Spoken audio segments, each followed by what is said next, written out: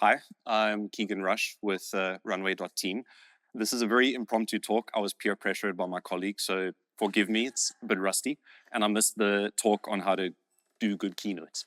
I'm going to show you how to beat the interview process, or more specifically, how to snoop and use a Python script to find someone's private email and kind of just circumvent the whole process.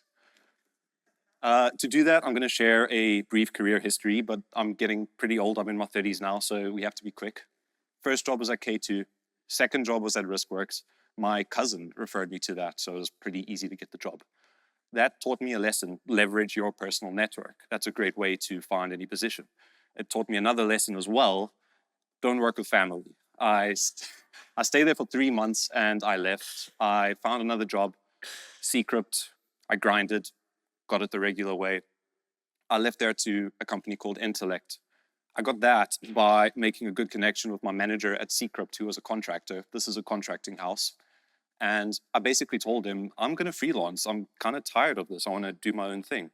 And he said, don't do that. We can get you a job in Intellect. And I circumvented the interview process. I didn't do the technical challenge. I basically went through everything because my manager knew I was good at what I did. And I kind of I leveraged the offer of another competing agency and the fact I wanted to do freelance. He said to his manager, we have to get him now. Barely an interview. I'm lazy. That's perfect. I went from there to ShotFlow, which is a small company in the US. I'm now in Poland and I'm working remotely. But I got that by leveraging my personal blog. So I started a blog when I was in South Africa, where I'm from originally. And my idea was to post about things that interest me, technologies I want to work with, and mainly technologies I want to be known to work with. I've worked with SharePoint in the past. I don't want to work with SharePoint. I didn't blog about SharePoint. I blogged about iOS and core data specifically. So the CEO of this company found me because he was literally Googling core data developer, a very generic term, and for some reason I popped up. He sent me an email that went to my spam box. Luckily, I look at spam and I found him. And yeah, just be visible. That's how you get the jobs that are the most interesting. It was a great opportunity.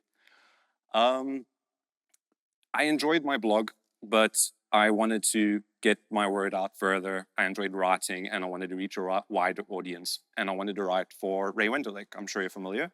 They're now Codeco.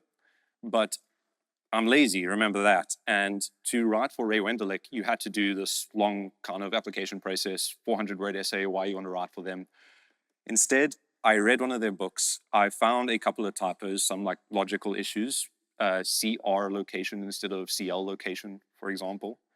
And I wrote a Python script that would snoop the possible email addresses for Ray Wenderlich. There's only so many possible combinations on so many possible servers to find which is the actual one. You don't have to send an email to an address. You can basically just query, does this address exist? Is it a valid email box?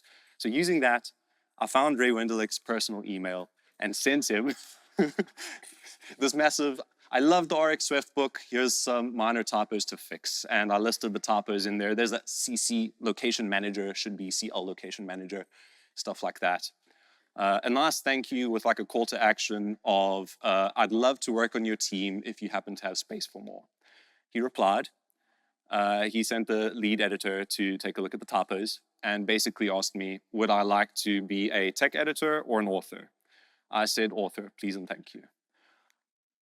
That led me to writing or co-authoring a book with another writer at Ray Wenderlich. It was a great experience. I enjoyed it very much. And that directly led me, okay, I'm skipping ahead a bit.